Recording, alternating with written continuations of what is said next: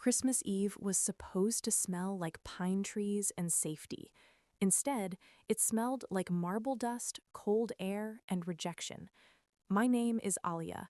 That night, my parents opened the massive double doors of our Hillsborough estate and threw my only suitcase onto the frozen steps like it was trash they'd finally decided to take out. It hit the marble with a dull thud.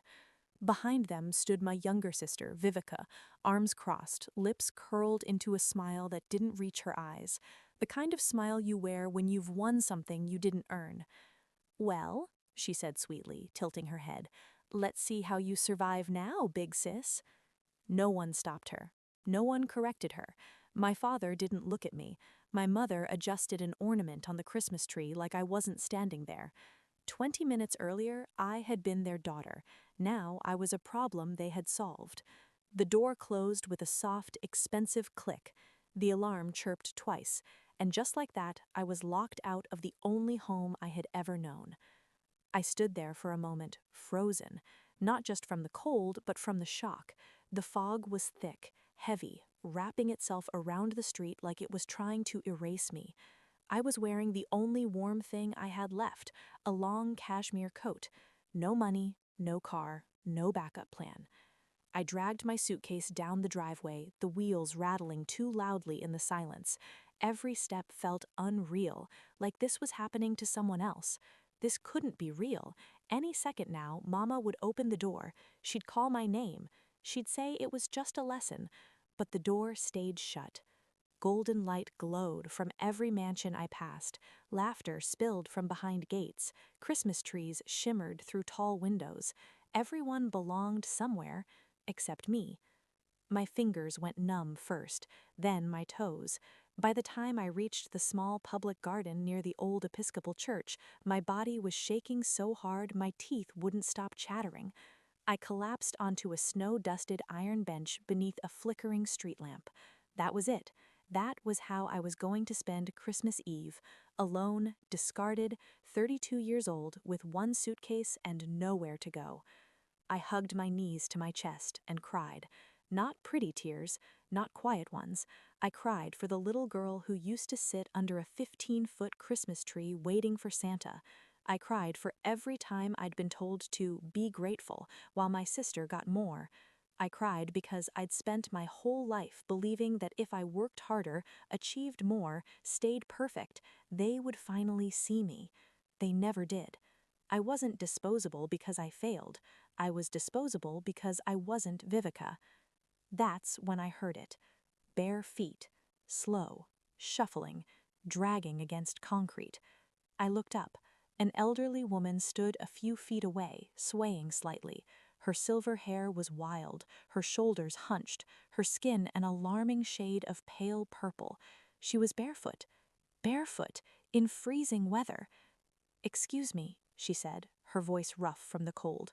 "Do you know if any shelters still have space tonight?" I swallowed hard. I don't think so. I don't have anywhere to go either." She studied me for a long moment. Her eyes were sharp despite the exhaustion. Then she sat down beside me, leaving a polite distance. We didn't speak, but I couldn't stop looking at her feet. They were turning white, then purple again. That kind of cold is dangerous. Something inside me cracked. Here I was drowning in my own pain, and this woman had even less than I did. Without thinking, I stood up. I took off the only thing keeping me alive, and I wrapped my cashmere coat around her shoulders. She gasped as the warmth hit her. Her thin hands clutched the fabric like it might disappear. "What is your name, child?" she whispered. "Alia." She repeated it softly, like it mattered. Then she took my freezing hands in hers, looked straight into my eyes, and said, "Kindness like yours is rarer than flawless diamonds." She smiled once, and then she walked away, slowly disappearing into the fog. I sat back down, colder than I had ever been in my life. But something had changed. The pain in my chest felt lighter, like giving away the last thing I had somehow gave me something back. I didn't know it then, but that moment, that bench, that choice was about to change my entire life. Exactly 1 hour later, 19 black luxury SUVs would surround me, and the woman from the bench would step out of the middle car. I didn't sleep that night. Not really. I found the cheapest motel I could afford with the little cash I had left, the kind where the carpet feels damp no matter how dry it looks, and the air smells like old smoke and pine cleaner trying too hard to hide it. Room 112. I sat on the edge of the bed in my jeans and hoodie, staring at my phone like it might magically fix my life.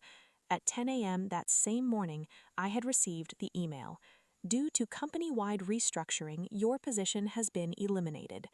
6 years. 6 years at a San Francisco ad agency where I stayed late, skipped vacations, and told myself loyalty would eventually mean something. I closed the email. Then I closed my eyes.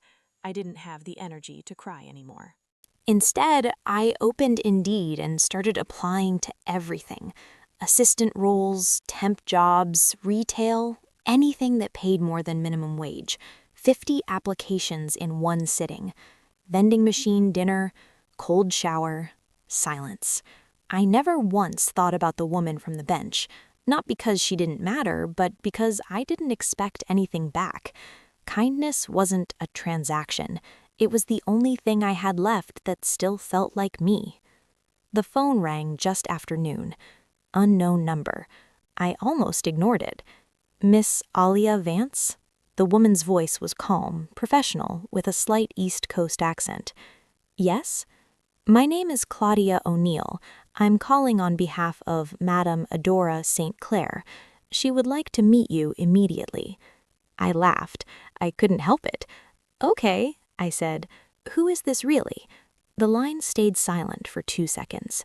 There is a car waiting outside room 112. Something in her tone made my stomach tighten. I stood up slowly and looked through the peephole. My heart nearly stopped.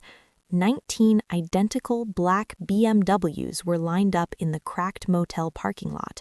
Silent, precise, unreal, like a presidential motorcade had taken a wrong turn. The back door of the middle car opened on its own. I grabbed my keys. She was waiting for me, the woman from the bench. Same face, same eyes, but everything else was different. Her silver hair was pulled into a flawless low bun. She wore a floor-length camel hair coat cinched at the waist, red bottom heels catching the light. Diamonds glistened on her wrist like they belonged there. She looked timeless. Alia, she said softly, as if we were old friends. The door closed, the partition rose, and the cars moved in perfect unison. No sirens, no noise. 20 minutes later, iron gates opened onto a street I had driven past 1,000 times without ever knowing it existed. Atherton. A 1920s Tudor-style mansion appeared behind a 10-foot hedge, hidden among redwoods. A private lake shimmered behind floor-to-ceiling windows. Inside, the air smelled like cedar and roses. A fire crackled in a stone hearth big enough to stand in. I felt like I'd stepped into another life. She motioned for me to sit. My full name, she said calmly, is Adora St. Clair. I stayed quiet. My late husband founded St. Clair Commercial Realty. After he passed, I took the company private. Today, the foundation deploys roughly $120 million a year. My brain refused to process the numbers. Then she leaned forward. Every Christmas Eve for the past 25 years, she said calmly, I leave my estate dressed as someone who has nothing. No phone, no purse, no visible security. I stared at her. Most years, she continued, I walk all night and come home disappointed. She looked straight at me. This year, I found you. She told me everything. After I walked away from the bench, her security team, stationed 2 blocks away in plain clothes, had watched me, not interfered, just observed. They watched me check into the motel with cash, eat vending machine food, apply to jobs until my eyes burned, cry in the shower, and never once, not once, try to find out who she was. You are the first person in 15 years, she said quietly, who gave away the last thing keeping them alive without expecting anything in return. Then she stood. I have no children, no heirs. She turned back to me. I don't want strangers deciding how my life's work continues. She extended her hand. I'm offering you a room here, a salary, and a 5-year apprenticeship. My voice shook. Why me? Her eyes hardened, not with cruelty, but with memory. Because I know exactly what it feels like to be thrown away on Christmas Eve. She paused. I was 29 when my own father did it to me. She took a breath. I promised myself if I ever had the chance, I would make sure someone who chose kindness in that moment didn't stay lost. Her hand remained steady. So, Alia Vance, she said softly, will you come home with me? I moved into the East Wing the following Monday, not slowly, not cautiously, like someone who had already lost everything and had nothing left to protect. My new bedroom was larger than my parents' entire downstairs. French doors opened onto a rose garden so close I could smell the damp earth in the mornings. Fresh flowers appeared every day without me asking. My clothes were pressed. My meals appeared on schedule. And yet I never felt more terrified. Because this wasn't charity, this was a test. Claudia O'Neill handed me a leather binder the thickness of a phone book and said, "Welcome to boot camp." She wasn't smiling. Every morning started at 6 a.m., runs around the lake with Adora's ex-Navy trainer, breakfast at 7:30 where I learned to read nonprofit tax returns faster than most CPAs. From 9 to 6, I sat beside Adora in boardrooms on Sand Hill Road, taking notes while billionaires argued about impact metrics like they were talking about golf scores. Evenings were worse. 20 years of grant files, red ink everywhere. Adora didn't want another rich woman playing savior. She wanted someone who understood that every dollar wasted meant a life untouched. Her favorite line became law. We don't give fish, we don't give fishing lessons, we buy the damn river. Some nights I fell asleep at the kitchen island with my face pressed against spreadsheets. Other mornings I cried in the shower, convinced they would eventually realize I didn't belong there. Imposter syndrome is loud when you come from nothing overnight. But every time I wanted to quit, I remembered the bench, the cold, the way it felt to be invisible, and I kept going. June arrived suddenly. One Thursday morning, Adora texted just one word: library. I walked in expecting another 12-hour strategy session. Instead, she was standing alone in the sunlight holding a single folder. She slid it across the table. Inside was an employment agreement on thick cream paper. Title: President and CEO of St. Clair Family Foundation. Base salary: $195,000. Equity: 3% stake in the endowment, just under $4 billion. My hands shook. I didn't bring you here because you gave away a coat, she said quietly. Anyone can be generous when someone is watching. She looked straight at me. I watched you for 15 years. She listed it all. The domestic violence shelter I fought to save, the policy I rewrote so transgender kids wouldn't be turned away, the night I sat on a folding chair in Oakland until midnight listening to a 17-year-old explain why home wasn't safe. You have the mind I need, she said, voice cracking just once, and the heart I lost a long time ago. She pushed a pen toward me. Sign it before I change my mind. I laughed through tears, and I signed. October came with fog and consequences. Claudia buzzed my office one morning. Your sister and Darius are downstairs. My stomach dropped. They walked in rehearsed, humble clothes, soft voices, apologies polished to shine. Daddy's in trouble, Vivica said, eyes shivering. We just need $2 million. It's nothing to the foundation. I listened. Then I opened the folder. Screenshots, bank records, headlines. 87% of the trust fund gone. Crypto, NFTs, influencer pumps. That's not a downturn, that's arson. They called me cold, ungrateful. Security escorted them out, straight into paparazzi they had tipped off themselves. The internet did the rest. I didn't post a word. Justice doesn't always need commentary. Months later, after bankruptcy, foreclosure, and silence, they came back, this time broken. I offered them exactly what the foundation offered any stranger in crisis: financial counseling, debt management, mental health support, no money. Dad asked, "That's all you have for your own father?" I answered honestly, "You made your choices. These are mine."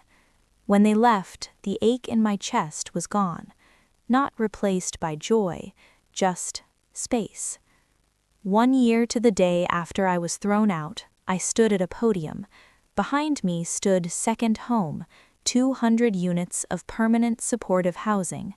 In the crowd, I saw them, older, smaller, quiet. I spoke into the microphone. "True family isn't DNA," I said.